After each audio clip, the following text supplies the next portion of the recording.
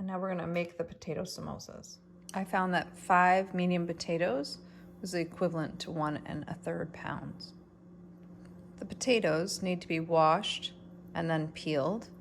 As you're peeling them, if you come across an eye in the potato, the way to get it out is you can use the end of peelers like this to pop it out. You can always try a knife too, just be very careful.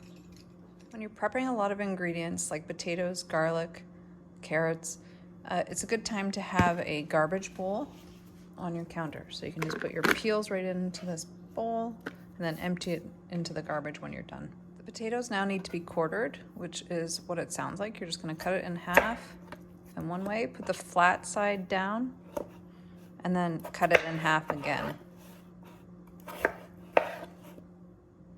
The first step suggests that we use a pressure cooker and we put our potatoes in the water in the pressure cooker. You can do that if you have a pressure cooker or an Instant Pot. If not, you're gonna boil your potatoes by covering them in water in a pot and then cooking for 20 to 25 minutes until they're tender. I've boiled my potatoes for 20 minutes until they're tender. These are a little overdone, so you could probably do a little less than 20 minutes. And now I'm gonna mash it, but I'm not gonna mash it all the way because I like it partially mashed with some chunks in it, but that's your preference. If you wanna mash it all the way, you can.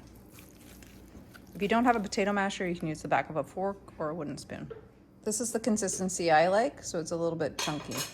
This recipe calls for 1 small yellow onion dice, so we can practice our knife skills. You're gonna cut off the stem end, cut the onion in half through the root.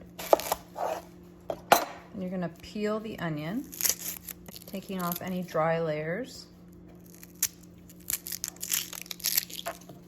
You're gonna lay the flat side down, use your claw, and cut almost to the back of the onion, but not all the way.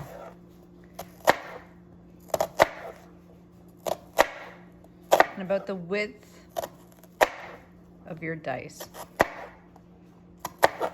You can also do 1 cut towards the back if you think that your onion is deep enough. You have to be really careful with your fingers. I'm gonna put my thumbs and my fingers on the top. And again, don't cut all the way back. Next, you're just going to slice the onion in the opposite direction. And it's gonna create these little diced pieces. And we're gonna mince garlic. So we're gonna cut the ends off of the skin. And you peel it back, or you can smush it. Just be careful with your fingers. Peel away the skin. Start by slicing.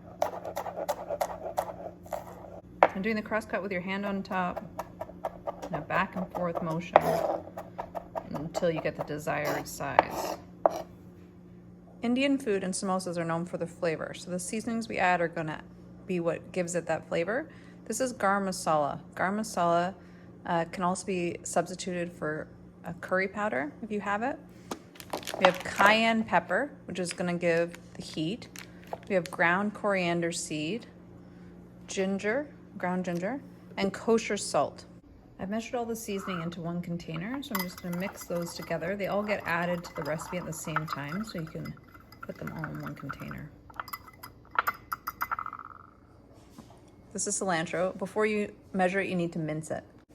To mince cilantro, you're gonna start with a large chop and then cross chop, the same as you would the garlic, until you get it small enough that it's a mince. I've minced the cilantro down to this consistency just by, again, doing the cross chop, and then you can measure out 3 tablespoons. I measured a cup of peas. I'm gonna let them sit at room temperature until they thaw. I've measured 1 tablespoon of lemon juice. For the samosa filling, the recipe calls for a large frying pan. I'm gonna use my Dutch oven just because I like the depth of it. If you're using a frying pan, choose the largest one you have. We're gonna turn the heat to medium heat. And we're gonna add 2 tablespoons of canola oil, 1 diced onion. We're gonna cook that for about 5 minutes until it's softened. The onions have been cooking for 5 minutes. So now we're gonna add our garlic and cook that off for another minute. The garlic has cooked for a minute. Now we're gonna add our seasonings. So in this container I have the garam masala, the cayenne, the coriander, the ginger, and the salt. Sprinkle that evenly. And then we're also gonna add our potatoes.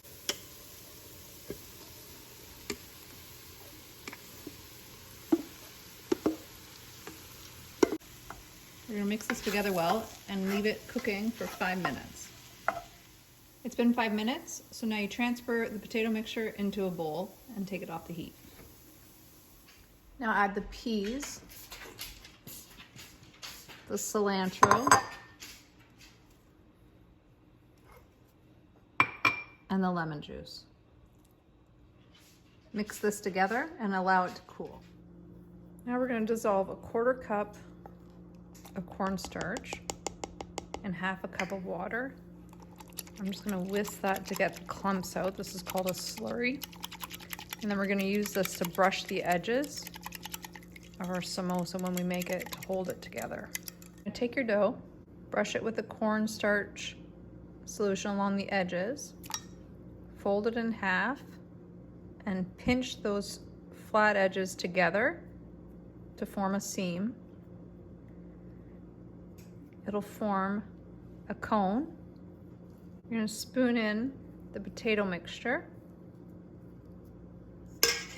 gently pushing it down. Brush the edges with the cornstarch solution. Pinch those edges together and set aside on your baking sheet. We're going to make an egg wash by cracking our egg and using the shell to get the yolk out. Now you're going to brush each samosa with egg wash. This is what my samosas look like when they're done. And they don't look very nice, but they taste really good. And this is the sauce that I bought to go with it. It's not the chutney, but it's similar. It's called tamarina. It's made with tamarind. So you can try this. You can find it at Zare's.